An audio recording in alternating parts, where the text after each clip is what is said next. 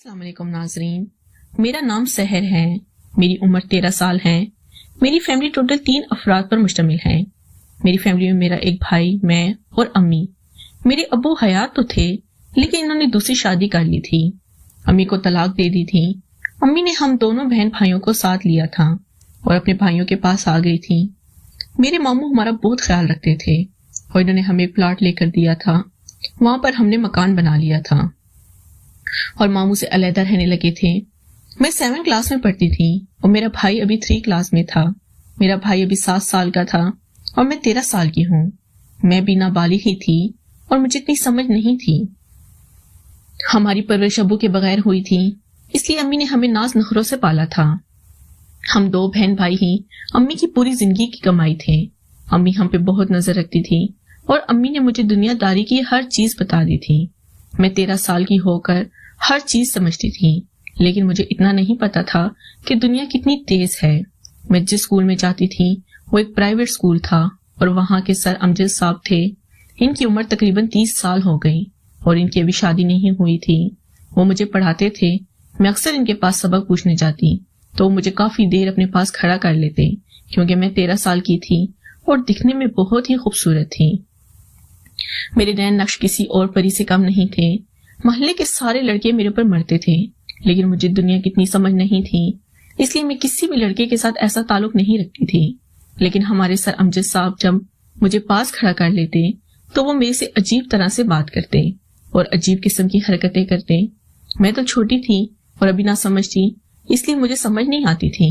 لیکن ایک دن میری امی کہنے لگی کہ سحر بیٹا، آپ اسکول جاتی ہو، آپ کو کوئی دشواری تو نہیں ہوتی؟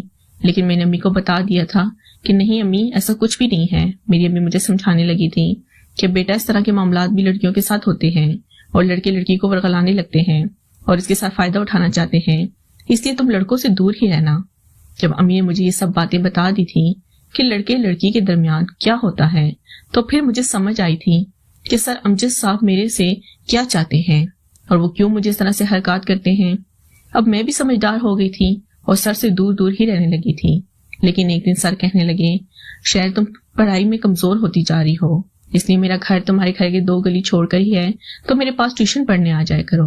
لیکن مجھے بھی سر صاحب کی چیٹ چاٹ پسند آنے لگی اور مجھے اس میں مزہ آتا تھا، اس لیے میں نے بھی روشن پڑھنے کے لیے ہاں کر دی۔ میں جب گھر آئی تو امی سب کھانا بنا رہی تھی۔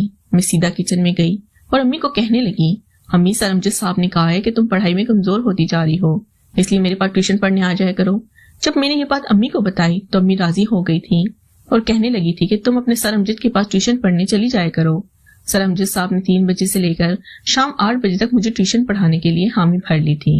میں صبح 8 بجے اسکول جاتی اور 2 بجے واپس آ کے سو جاتی۔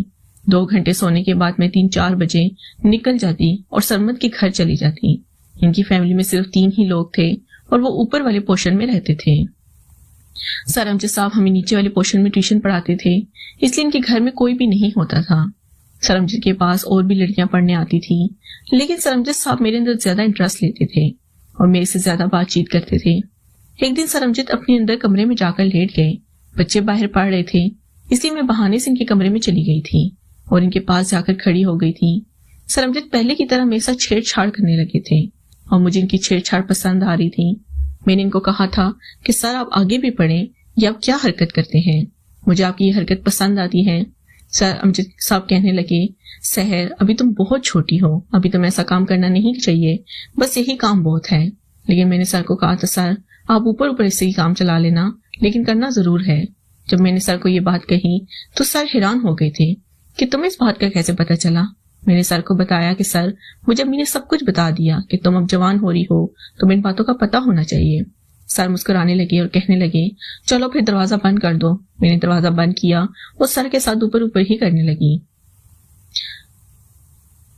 اب میں پہلے سے زیادہ جوان نظر آنے لگی تھی اور میرے جسمانی پڑاؤ میں بھی تیزی آ گئی تھی۔ اب میں سر کو لفٹ کرواتی اور سر بھی میرے ساتھ وہ کام، لیکن اصل کام ہم نے ابھی تک نہیں کیا تھا۔ سر بس اوپر اوپر ہی کام چلاتی اور ہم دونوں مزہ لیتے۔ میں نے سر کو کہا، جب میں مکمل جوان ہو جاؤں گی تو پھر میں آپ کے ساتھ ہی۔ میری بات مان گئے تھے اور مجھے ان کے ساتھ مل کے امی اس بات سے بالکل انجان تھی کہ میں سر امجد کے ساتھ کیا گل کھلا رہی ہوں، لیکن سر امجد نے مجھے ہاتھ لگا لگا کر میری عادات کو بدل دیا تھا.